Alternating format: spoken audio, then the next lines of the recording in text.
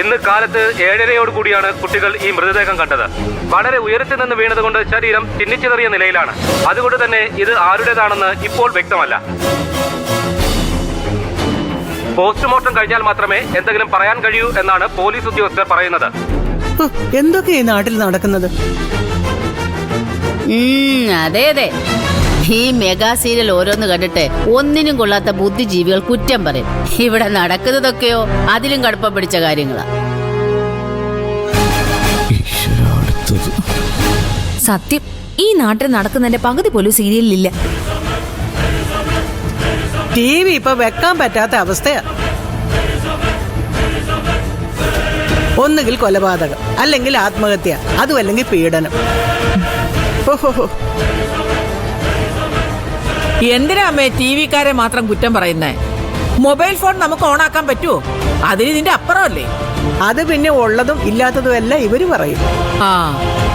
ഇപ്പൊ സ്വന്തമായിട്ട് ചാനൽ ഇല്ലാത്തതേ ചെമ്പകശ്ശേരിക്കാർക്ക് മാത്രം. നമുക്ക് ഒരെണ്ണം തുടങ്ങിക്കളയാം, Chempakassery vlogs.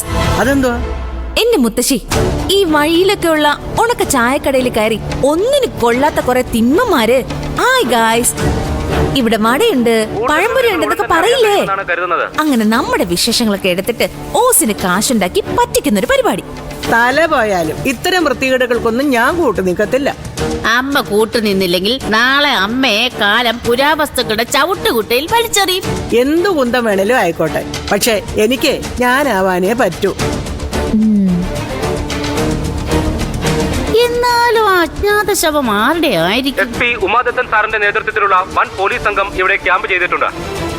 SP Umadathan sir ഇപ്പോൾ ന്യൂസ് 10 TVയോട് സംസാരിക്കും. അയ്യോ, ദത്തേട്ടൻ.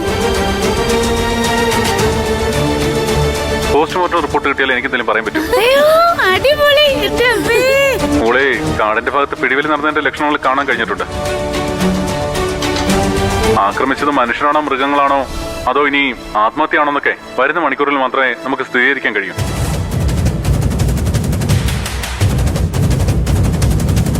എന്തായാലും ഞങ്ങൾക്ക് കിട്ടാവുന്ന എല്ലാ ഫെസിലിറ്റികളും ഉപയോഗിച്ച് വളരെ ശക്തമായ അന്വേഷണം ആരംഭിച്ചു കഴിഞ്ഞു. ആഹാ, ദേ നമ്മുടെ സുജാത.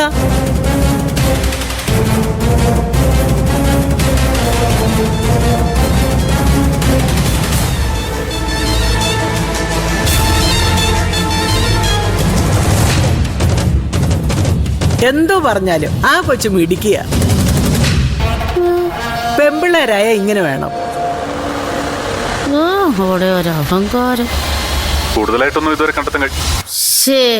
നശിപ്പിച്ച് കരണ്ട് പോയി. എന്നാലും ദത്തന്റെ പരിപാടി മുഴുവൻ കാണിച്ചിട്ടാണല്ലോ കറണ്ട് പോയത്. അല്ല, ഇനിയും കാണിച്ചാലോ? അതെ അതെ. ആമി, നീ ഇലക്ട്രിസിറ്റി ബോർഡിലോട്ടൊന്ന് വിളിച്ചേ. എന്തിനാ? അവരെപ്പോഴേ ഫോൺ എടുത്ത് താഴെ വെച്ചിട്ടുണ്ടാവും. എന്നാലും നമ്മുടെ നാടാകെ മാറി. ഇന്ന് വരെ കേട്ടുകേൾവി പോലും ഇല്ലാത്ത എന്തെല്ലാം കാര്യങ്ങളാ.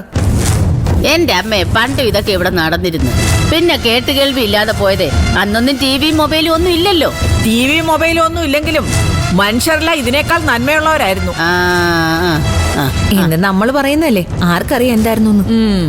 എന്നാലും ആ ശവത്തിന്റെ ബാക്കി ഡീറ്റെയിൽസ് അറിയാത്തത് കൊണ്ട് ഒരു മനസമാധാനവും ഇല്ല. എന്നാൽ എന്റെ മുത്തശ്ശി, ഈ കറണ്ട് ഇനി എപ്പോ വരുമോ എന്തോ. ദത്തേട്ടനെ ഞാൻ നന്നായിട്ടൊന്നും കണ്ടുകൂടിയില്ല. അതെ, നിനക്ക് സ്നേഹ കൂടുതലുകൊണ്ട് തോന്നുന്നതാ. ഞങ്ങളെല്ലാവരും നന്നായിട്ട് കണ്ടു.